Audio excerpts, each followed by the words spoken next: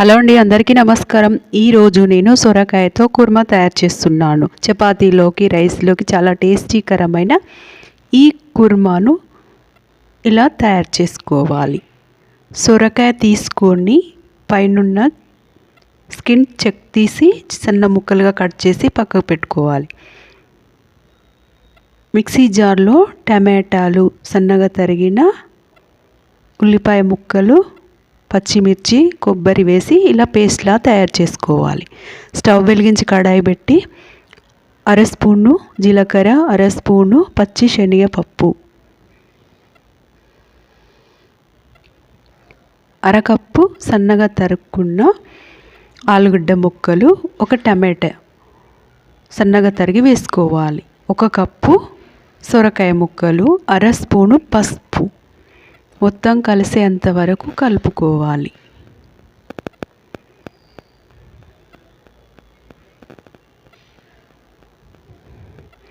అర స్పూను కారం వేసుకోవాలి. ఒక స్పూను ఉప్పు వేసి మొత్తం కలిసేంత వరకు కలుపుకొని మూత వేసి ఒక 10 మినిట్స్ కుక్ చేసుకోవాలి. కొత్తిమీర, పుదీనా, కరివేపాకు, మెంతి కూర సన్నగా తరిగి వేసుకోవాలి.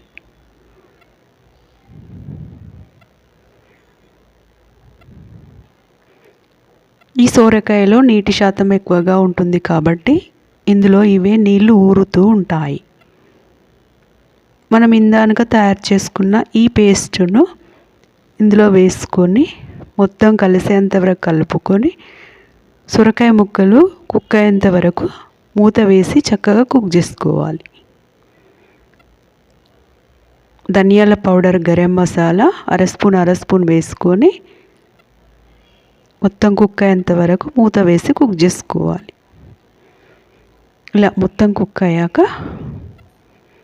సర్వ్ చేసుకోవచ్చు. చపాతీతో, పూరీతో, రైస్తో చాలా టేస్టీగా ఉంటుంది. హెల్దీ కర్రీ అని చెప్పుకోవచ్చు. ఇలా మనం అప్పుడప్పుడు కుర్మా తయారు చేసుకోవడం వల్ల మన ఆరోగ్యానికి చాలా మేలు జరుగుతుంది.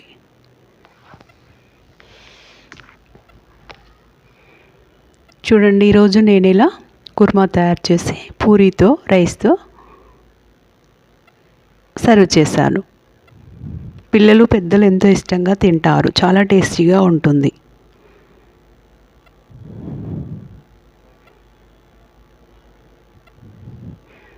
చూడండి, ఇలా మన ఆరోగ్యానికి మేలు చేసే ప్రతి కర్రీని ఇలా హెల్తీగా తయారు చేసుకొని తినండి.